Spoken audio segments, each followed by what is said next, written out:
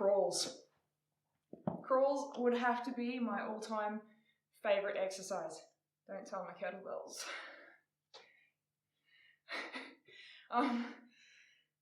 They're just a movement that requires so much coordination, strength, and patience. Yeah, they're not easy, and they're uncomfortable. They're really uncomfortable. And that's part of the challenge, right? Because this is a movement that's asking you to coordinate your body in a way that you wouldn't usually. But as I've touched on in other movements, as with the crawl, the ability to be moving our opposites at the same time falls into our gait or our movement pattern when we walk. So the more stable your crawl is, the more stable your body is when you walk, which reduces your risks of trips, slips and falls, and reduces your risks of injury because you become more stable in a single-footed position. So the crawl's a really interesting movement because, one, we probably haven't done it since we were babies. And if you look at a toddler, man, they move about like it's nothing. They'll race about like that all day.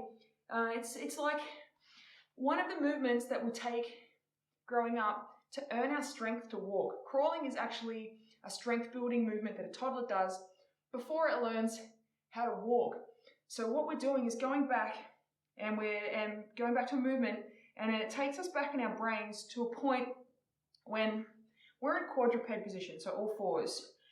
And being in quadruped triggers your brain in a few ways. So it tells your central nervous system that it's a safe position to be in. The central nervous system, because your brain remembers everything. Like for everything that's ever happening, your brain remembers it. So when you go back to these positions, somewhere deep in your subconscious, your brain's like, oh, it's okay, central nervous system, you can chill out. I know this is a safe position to be in. This is where we started before we learned to walk. So by actually taking those steps back, we're relearning a movement pattern that gave us strength to be upright. So what we're doing by going back to crawling is developing the strength that we need to stay upright and to stay stable and strong, right? It's pretty incredible the way it works. A couple of tips. Now this will not make the crawl easier.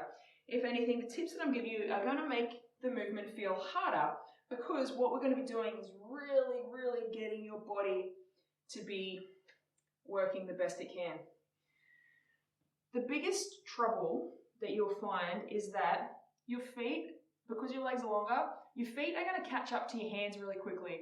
And you're going to end up in some sort of weird kind of butt up in the air, not sure what's going on type position. And it feels super awkward.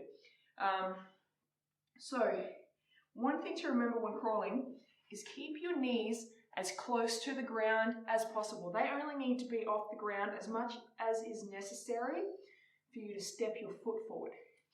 So you'll notice when I'm here, my knees just, let me get my hand out of the way, there's this tiny little bit of gap there. And the whole time that I will crawl, my knees stay close to the ground. Now I'm not taking huge big steps. I don't want my foot to come up flat on the ground. I want my knees, when I walk, to stay under my hips. So little tiny itty bitty steps. Knees stay under hips, and it's going to keep your legs from catching up to your head, because when that happens, all sorts of weird stuff goes on. It does make a crawl more challenging because it takes longer to perform the crawl, and the longer you're holding yourself in that position, the harder it is. It's a big workout. It's kind of like a mixture of a plank and a push-up, and then moving it all together in one go. And that's the crawl.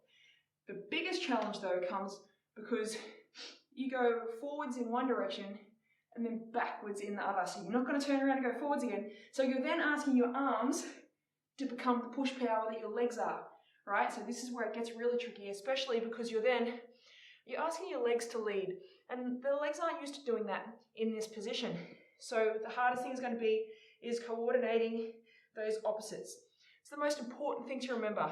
Always move opposite hand and foot, never the same time. Always keeping my knees and my hands in line, and always moving them opposites at the same time. This one's going to be challenging. It's going to take a lot of coordination. It's going to take time.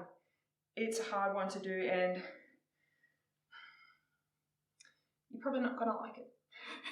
I think it's actually one of the most challenging exercises that I have myself or anyone that I know do. But the rewards of it are just amazing. And once you start getting to the rhythm and feeling how to move and actually getting comfortable with the level of discomfort that it's going to give you, actually becomes pretty fun. Definitely my favorite exercise. And I really hope that it becomes one of yours as well. So enjoy.